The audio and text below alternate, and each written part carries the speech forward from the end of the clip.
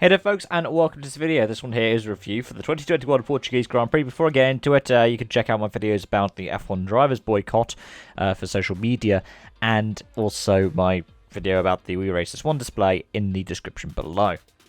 But actually about the race itself, well, it started off quite interesting.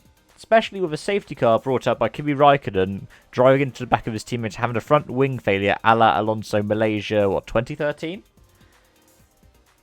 And, yeah, that restart where Bottas managed to back out it up so much so that Verstappen got past.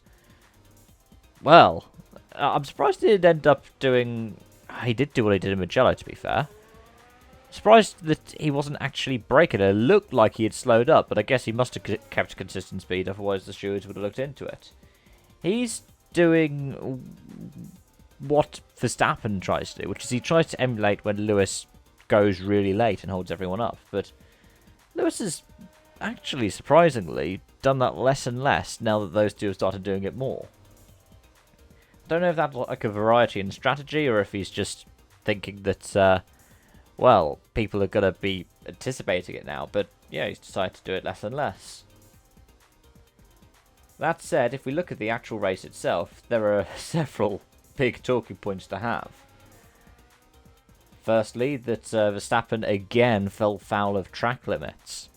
This time it cost him the point for fastest lap that went the way of Valtteri Bottas. And secondly, Honda and its power unit. Now, we know that Max was saying that he had problems with third gear during the race. We know that Bottas was saying that he was down on power as well, which is supposedly why he was dropping so far back from Verstappen. But at the same time, that Honda doesn't look to be as powerful as Mercedes, and you could see that down the straights. You could see that with Hamilton's overtake on Verstappen. In contrast, if you talk about when Verstappen and Bottas were battling, he wasn't able to get past easy. So I think that the power unit advantage is still with Mercedes, even though we've been talking about Honda having this next step up. It's not really done much. But let's talk a bit more about the rest of this race and outside of the top four. Lando Norris coming home in 5th, good result. And in comparison, Daniel Ricciardo started way down after elimination in Q1. Coming home in the top 10, solid finish. Though he didn't exactly have the best measure of pace over the course of this race, which I'm a bit disappointed in, but hopefully he manages to step up a bit more over the next few races.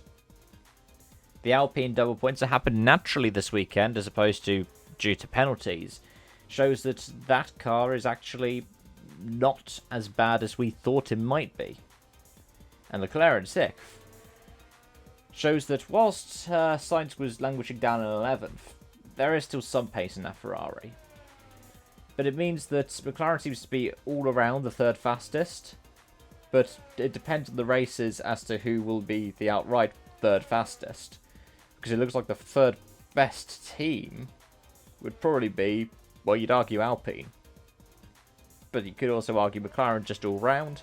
Though this track was more playing to Alpine's favour compared to the Woking-based outfit. Elsewhere, 13th and 14th Aston Martin, despite Vettel getting into Q3, is a bit of a disappointment for them, let's be fair. And Schumacher finishing ahead of Latifi, and also nearly lapping his teammate, who ended up in his own controversy for blue flag violation complaints from Red Bull. Shows that the Haas, even though it's the outright slowest, can still perform quite well. Anyways, those are my thoughts. Let me know yours in the comment section down below. Thank you so much for watching, and I hope to see you again soon. Bye-bye for now.